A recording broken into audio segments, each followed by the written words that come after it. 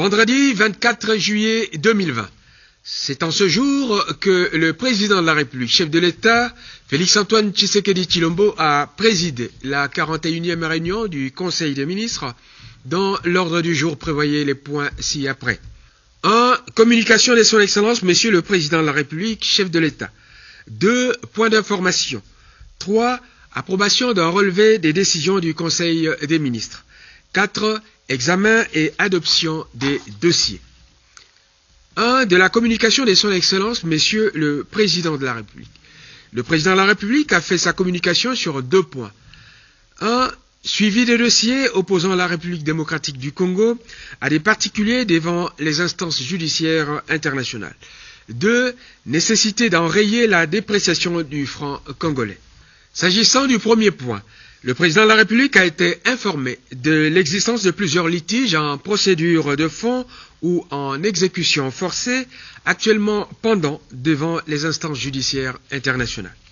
À ce sujet, le chef de l'État a déploré le fait que des arrangements à l'amiable n'aient point été privilégiés en ces occasions, ni des provisions d'honoraires d'avocats payés en temps utile, avec toutes les conséquences que cela implique de préjudiciables pour les intérêts du pays. C'est pourquoi le président de la République a instruit le ministre ayant la justice dans ses attributions et le ministre des Finances de prendre toutes affaires cessantes les dispositions nécessaires pour régler ces problèmes. Étant donné que la République démocratique du Congo est en programme avec les institutions de Bretton Woods, il y a lieu de veiller à ce que toutes ces procédures n'affectent pas les créances octroyées à la RDC par les dites institutions, ce qui serait une catastrophe pour l'image de la République démocratique du Congo et pour son économie. En ce qui concerne le deuxième point, le chef de l'État a indiqué que le pouvoir d'achat de nos compatriotes, principalement les couches sociales les plus vulnérables et les masses populaires laborieuses qui subissent de plein fouet la dépréciation monétaire, continue de baisser depuis un certain temps. Le chef de l'État a réitéré à ce sujet l'instruction qu'il avait déjà donnée au Premier ministre de veiller à ce que le ministre des Finances et le gouverneur de la Banque centrale du Congo, qui ont la responsabilité de la stabilité de notre monnaie, prennent les mesures appropriées pour arrêter la dépréciation de celle-ci.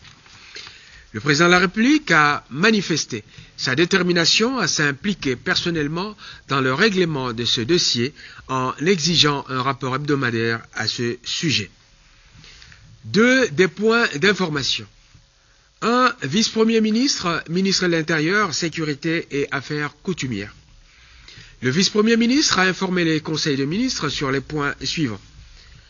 1. État d'esprit de la population. Il est caractérisé par les principaux faits décrits ci-dessous. Accueil favorable par la population concernant les mises en place opérées au sein des FRDC et de la magistrature. Accueil favorable de la fin de l'état d'urgence sanitaire décrété par le chef de l'État. Préoccupation de la population concernant la dépréciation du franc congolais face au dollar américain. Situation sécuritaire. La situation sécuritaire est relativement calme sur toute l'étendue de la République. On notera cependant que certains groupes armés réfractaires au désarmement se sont illustrés par des attaques contre des civils et des positions des FRDC dans les provinces de l'Ituri et du Sud Kivu, où ils ont été repoussés par les forces loyalistes. Fonctionnement des institutions provinciales. Il règne une tension à Kindu, dans la province du Maniema, à la suite d'une motion de censure initiée par 11 députés provinciaux à l'encontre du gouverneur, accusé de mégestion et de léthargie administrative. Manifestation publique. Le comité laïque de coordination a organisé le dimanche 19 juillet une marche pacifique contre l'entérinement de la candidature de M. Ronsard Malonda à la tête de la CENI par l'Assemblée nationale. Un mémorandum a été lu à cette occasion. La police a réussi à disperser la manifestation pour faire respecter les mesures d'interdiction de manifester prises par les autorités. Criminalité et banditisme. Le phénomène de kidnapping avec demande de rançon continue à s'observer dans certaines provinces dont le Maniema, le Nord Kivu et le Sud Kivu. Les services de sécurité sont sur les traces des auteurs de ces actes odieux. Situation sociale. Dans la province du Sud Kivu, on note la menace de grève brandie par le syndicat des enseignants du secteur public qui conditionne la reprise des cours au paiement de leurs collègues non payés et à la suppression des zones scolaires. Conflits relatifs aux délimitations administratives internes et interprovinciales. On observe ça et là ce type de conflit, souvent porteur des germes d'embrasement et d'atteinte à l'unité nationale.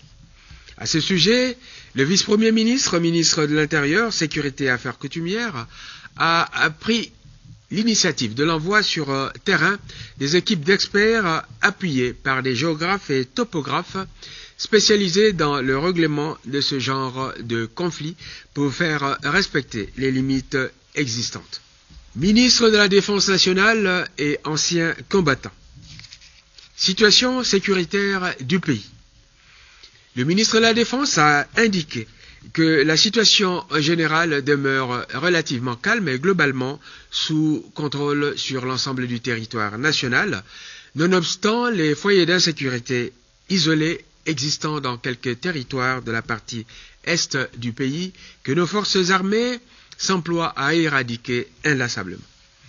L'armée poursuit ainsi sans relâche la traque des forces négatives qui opèrent dans quelques territoires de l'Est du pays, notamment les groupes ADF-MTM, Mai Mai, Mazembe, Codeco et autres. Ces initiatives ont abouti à la réduction sensible des capacités opérationnelles des terroristes ADF et autres et à des redditions continuelles ainsi qu'au démantèlement des principaux bastions. Morale des troupes.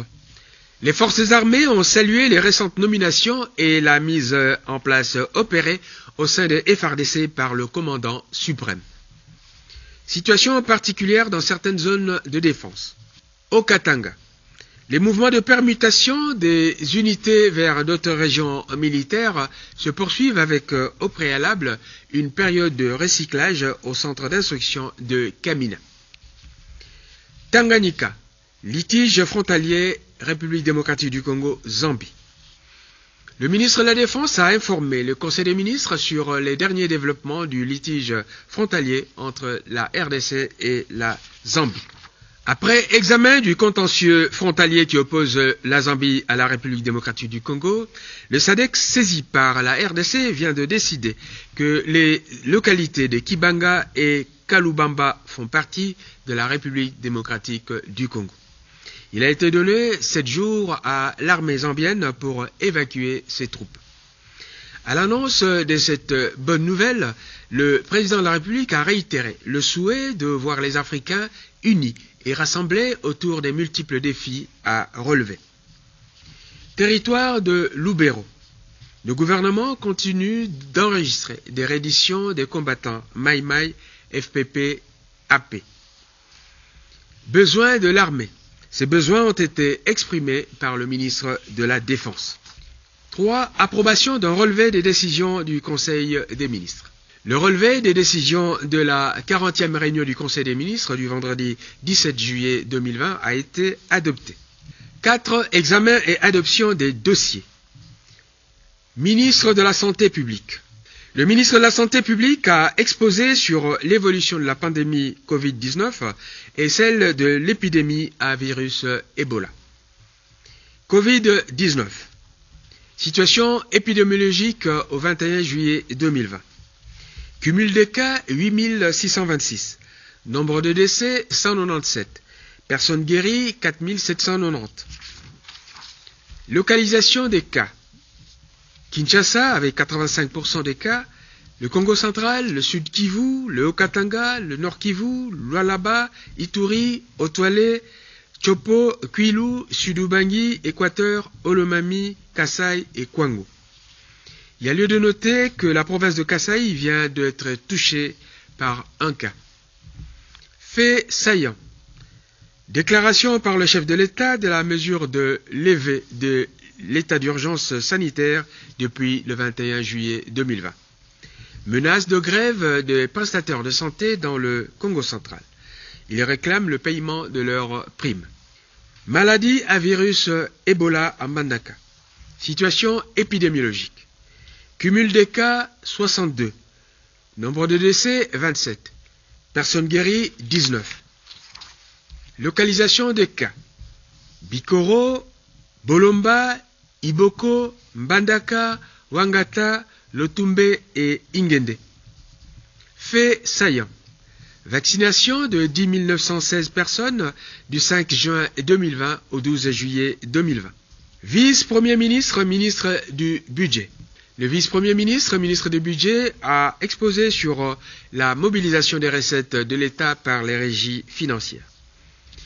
À ce sujet, son Excellence, Monsieur le vice-premier ministre, ministre du Budget, a fait part au Conseil des ministres des conclusions auxquelles la Commission interministérielle économie et finances a abouti après avoir examiné les causes de la faible mobilisation des recettes de l'État par les régies financières. Les responsables des dites régies, à savoir DGDA, DGRAD et DGI, entendus sur le sujet, ont donné les raisons de la baisse des performances de leurs régies respectives et proposé, à la demande de la Commission, des propositions de pistes de solutions. Il ressort de leurs explications que les difficultés rencontrées sont à la fois d'ordre endogène et exogène. L'ensemble des mesures proposées, leur nature, les services devant intervenir pour leur résolution, ainsi que les délais d'exécution ont été suggérés. Le vice-premier ministre, ministre du Budget, a proposé au Conseil des ministres de les approuver. Après débats et délibérations, le Conseil a adopté ces mesures proposées. Il a été décidé par ailleurs d'inscrire à chaque Conseil des ministres le point concernant l'exécution des mesures proposées. Ministre de la formation professionnelle, arts et métiers. Le ministre a soumis à l'approbation du Conseil les dossiers suivants adoptés en commission interministérielle spéciale socio-culturelle. 1. Organisation des enquêtes sur les spécificités provinciales et locales en vue de l'élaboration de la stratégie sectorielle de la formation professionnelle en République démocratique du Congo. 2. Note d'information relative au projet pilote KIN Emploi. De l'organisation des enquêtes sur les spécificités provinciales et locales en vue de l'élaboration de la stratégie sectorielle de formation professionnelle en République démocratique du Congo. La République démocratique du Congo dispose d'une large population jeune et en constante augmentation. C'est ainsi que près de 1 à 2 millions de personnes sont déversées chaque année sur les marchés de l'emploi. Elles sont pour la plupart sans qualification particulière, en adéquation avec la demande du monde du travail, et ce pour plusieurs raisons. C'est pourquoi le ministre de la Formation professionnelle envisage de mener des enquêtes sur terrain de nature à aider à la récolte des données spécifiques permettant de cerner la problématique de la formation à l'emploi dont le monde du travail a besoin. Les enquêtes concernées devraient se dérouler sur 10 jours sur l'ensemble du territoire national, tandis qu'un atelier de validation du document y relatif les sanctionnera. Les partenaires traditionnels que sont l'UNESCO et le BIT sont disposés à financer ces enquêtes sur 11 provinces. Le gouvernement de la République est appelé à financer les enquêtes pour les provinces restantes. Ces enquêtes devront, au final, être validées par une commission ministérielle multisectorielle à laquelle se joindront in fine des représentants des partenaires sociaux. Du projet pilote KIN Emploi. Il s'agit d'un projet en faveur des jeunes désœuvrés de Kinshasa, initié par le ministère avec l'appui technique et financier de la coopération belge pour un coût de 10 millions de dollars américains, dont la contrepartie pour l'État congolais, qui était fixée auparavant à 3%, soit 286 000 dollars, a été ramenée à 186 507 dollars, soit 1,67%. Ce projet consiste à prendre en charge, sur une période de 3 à 6 mois, la formation professionnelle des jeunes en difficulté sociale et professionnelle dans différents domaines: l'hôtellerie, la restauration, la tôlerie, la mécanique auto, le bâtiment, l'électricité, l'informatique, la coupe et couture, etc.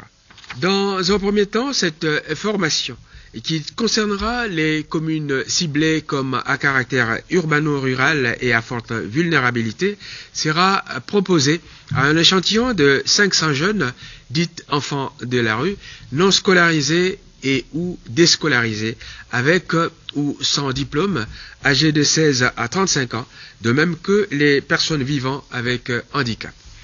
Ce projet vise donc, entre autres, à assurer l'apprentissage des jeunes vulnérables, à les rendre autonomes, à lutter contre le chômage de masse et à réduire les comportements déviants en milieu urbain consécutifs à la pauvreté. Le ministre sollicite le décaissement de cette somme pour l'exécution du dit projet. Après débat et délibérations, le Conseil des ministres a adopté ces 2 dossiers et autorisé leur financement. Commencé à 12h juste, la réunion s'est terminée vers 17h45. Je vous remercie.